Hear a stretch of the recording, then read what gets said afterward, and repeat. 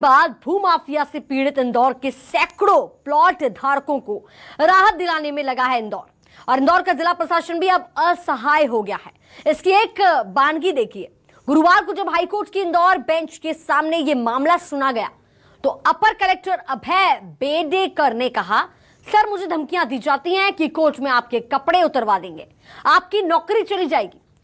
मैं मेरे अधिकार क्षेत्र में जितना कर सकता था किया, लेकिन आरोपी सहयोग नहीं कर रहे हैं। बार बार नोटिस देने के बाद भी नहीं आ रहे हैं। इन पर सख्ती की जरूरत है। हम तो इनकी जमानत रद्द करवाने के लिए भी आवेदन देना चाहते हैं। तो अपर कलेक्टर ने बताया, कोर्ट में कपड़े उतरवाने की धमकी मिलती है। जो भूमाफिया है इनकी तरफ से पूरी तरह से गुमराह किया जा रहा है, सरकार को भी और कोर्ट को भी। इसमें वो जितने बता रहे हैं उतने कॉम्प्रोमाइज हुए नहीं है, लोगों का सेटलमेंट हुआ नहीं है। और ये इन्होंने सुप्रीम कोर्ट में भी हलफनामा जो दिया वो गलत दिया है, और उन्होंने सुप्रीम कोर्ट में अंडरटेकिंग भी दी थी कि हम सबका सेटलमेंट कर देंगे, पर अभी तक हुआ नहीं है। इसमें लगभग 200 से ऊपर पीड़ित हैं और ये 2013 के पहले से चल रहा है। कुछ लोग इसमें कंज्यूमर फोरम में जाकर आए हैं, सिविल कोर्ट में भी मामले चल रहे हैं, और अब सर्वोच्च न्यायालय द्वारा भी इन लोगों को गाइडलाइन दी गई थी कि हम आपको सशर्त जमानत देते हैं। उसके बावजूद उन्होंने सुप्रीम कोर्ट की गाइडलाइन का भी अनुपालन नहीं किया। तो देखिए अपर कलेक्टर ने क्या कुछ कहा, आपने सुना। इंदौर हाईकोर्ट में पेश हुए अपर कलेक्टर और इंदौर बेंच के सामने ये मामला सुना गया तो अपर कलेक्टर अभय बेडेकर ने क्या कहा कि सर मुझे धमकियां दी जाती हैं कि कोर्ट में आपके कपड़े उतरवा देंगे। ज्यादा जानकारी के साथ हमारे साथ संवाददाता हेमंत शर्मा हमारे साथ जुड़ गए हैं। हेमंत, पूरा मामला बताइए।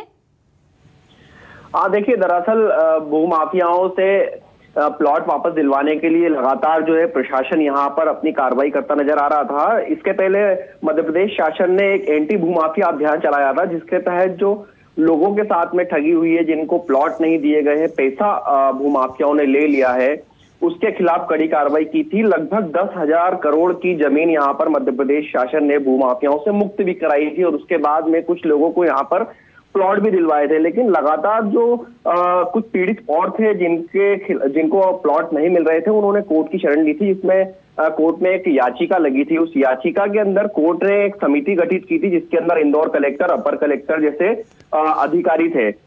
सभी भूमाफियाओं को उस समय जेल भेज दिया गया था। चंपू अजमेरा की बात की जाए या चिराग की बात की जाए, ये सभी लोग जेल में थे। इसके बाद में जब कोर्ट में सुनवाई हुई तो इसमें प्रशासन ने एक पक्ष जरूर रखा था उस समय कि इनसे प्लॉट दिलवाने के लिए इनसे बातचीत करना भी जरूरी है। तो इसके अंदर शर्ती जमानत जो भूमाफियाओं को मिली थी उस समय, उसका अब भूमाफिया जो है यहाँ पर फायदा उठाते नजर आ रहे हैं। देखिए, लगातार जैसा अपर कलेक्टर अभय बेडेकर ने कहा है कि लगातार वे नोटिस जारी कर रहे हैं, उनको बुला रहे हैं सेटलमेंट कराने के लिए, लेकिन वो लोग आ नहीं रहे हैं। इसीलिए इन्होंने उनकी जमानत पर, याचिका पर भी आपत्ति दर्ज कराई थी प्रशासन ने। इसके बावजूद लगातार जो भूमाफिया वो अपना प्रेशर प्रशासन पर बनाते नजर आ रहे हैं। तो देखिए, एक बड़ी बात यहाँ पर यह है कि एक तो जो प्लॉट धारक है उनका पैसा भी यहाँ पर ले गया था, और कोर्ट के अंदर बात कही गई थी भूमाफियाओं के वकील की तरफ से कि जो सेटलमेंट है वो हम लोगों की तरफ से किया जाएगा। लेकिन लगातार जो प्लॉट धारक है वो परेशान होते नजर आ रहे थे। इसके बाद में जब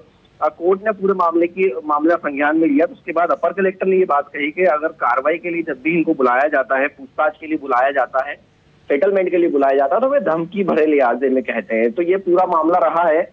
देखिए, अलग अलग कॉलोनियां हैं यहाँ पर जहाँ पर ये जो घोटाले हुए थे, जिसके अंदर बिल्कुल हेमंत शर्मा, आप हमारे साथ बने रहिए, आगे भी हम खबरों की अपडेट आपसे लेते रहेंगे।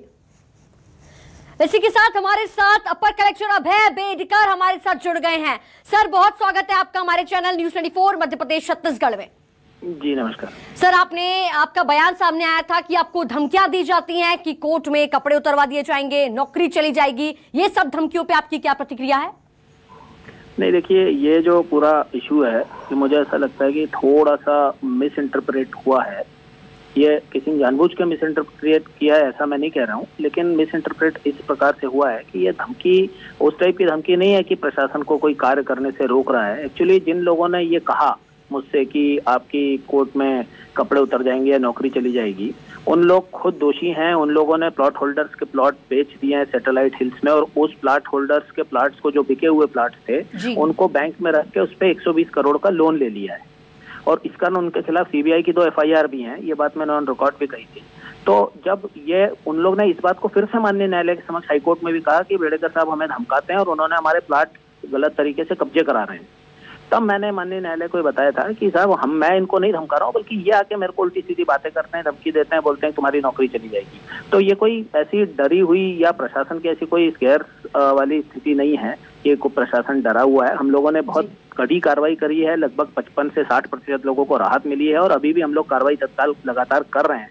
और ये जो घटना है ये कोई कल की घटना नहीं है, 5, 6, 8 महीने पुरानी घटना, उसके बाद भी लगातार भूमाफिया के खिलाफ कार्रवाई हुई है।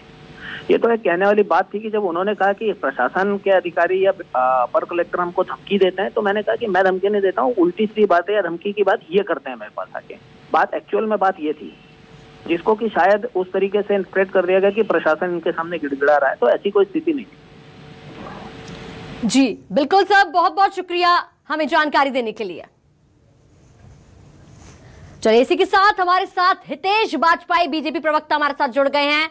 सर, अपर कलेक्टर को धमकियां दी जाती हैं और क्या कुछ कहा जाता है, अपने बयान में सुना होगा उनके कि कपड़े उतरवा दिए जाएंगे, और भी कई धमकियां मिली हैं, आपकी क्या प्रतिक्रिया है सर इस पर? देखिए, जो कांग्रेस की मानसिकता के लोग हैं वो हमको धमकी देते हैं साहब, सुबह से शाम तक झूठी सच्ची, ऐसा मत बोलो वैसा मत बोलो। तो अपराधी तो अपना काम करते हैं, लेकिन प्रशासन और हमारे प्रशासनिक अधिकारी बेहद दबंग कर्तव्यनिष्ठ ऑफिसर्स हैं, दक्ष ऑफिसर्स हैं। और जैसा अभय जी ने बताया अभी, मैं तो उनको निजी रूप से भी जानता हूँ। Is a very tough and जिसको बोलते हैं ना, प्रशासनिक रूप से बहुत योग्य और सक्षम अधिकारी हैं।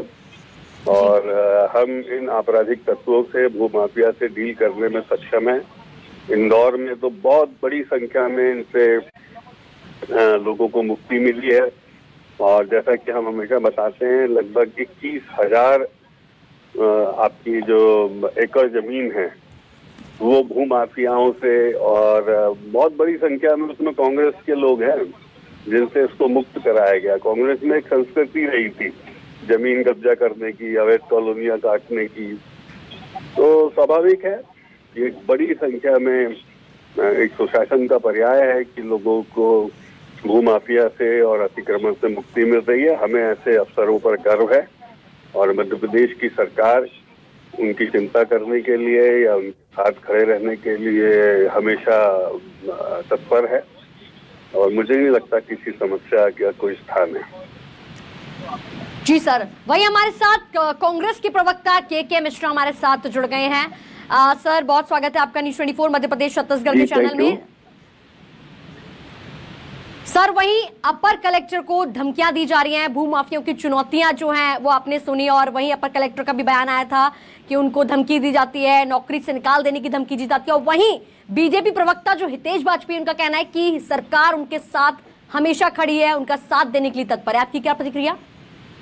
देखिएगा, किसी भी सरकार के लिए राजनैतिक बेशर्मी की पराकाष्ठा है कि कोई राजनीति का मंच नहीं है कि कोई भी मंत्री, मुख्यमंत्री या नेता झूठ बोल दे और घोषणा कर दे। अपर कलेक्टर अभय बेड़ेकर साहब, हालांकि मैं भी इंदौर का हूं मगर मेरी कभी उनसे मुलाकात नहीं हुई है, उन्होंने यदि माननीय उच्च न्यायालय में कहा है कि मेरी जान का खतरा है, माफिया मुझे धमकियां दे रहे हैं, मुझे निर्वस्त करने तक की धमकियां मिल रही हैं, तो ये उस सरकार के लिए शर्मिंदगी का विषय है जिसके मुख्यमंत्री कहते हैं माफियाएं शहर छोड़ दो, माफियाओं को कुचल दो। तो इस तरह माफिया कुचल रहे हैं। और हमारे मित्र अभी कह रहे थे कि 21,000 एकड़ जमीन मुक्त कराई है, तो ये 18 सालों में हुई है ये जमीनों पर कब्जे। करने वाले कौन है? यदि किसी ने भी करा है तो उसको दंडित किया जाना चाहिए, चाहे वो भाजपा का हो या कांग्रेस का हो। मगर उनके हौसले इतने बुलंद क्यों रहे?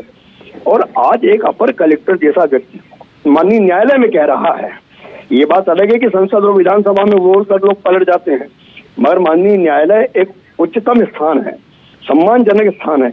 वहां पर यदि कोई अपराधी बोल रहा है माफियाओं के खिलाफ, तो लोग उसे भले गर्व के रूप में लें, मगर ये एक नैतिक और राजनीतिक शर्म का विषय है। बिल्कुल सर, बहुत बहुत शुक्रिया सर हमें तमाम जानकारी देने के लिए। वहीं तेज वाजपेयी सर आपको भी बहुत बहुत शुक्रिया। वहीं हेमंत शर्मा संवाददाता जिन्होंने हमें पूरी खबर बताई, बहुत बहुत शुक्रिया हेमंत हमें पूरी जानकारी देने के लिए। चलिए फिलहाल बुलेटिन में बस इतना ही।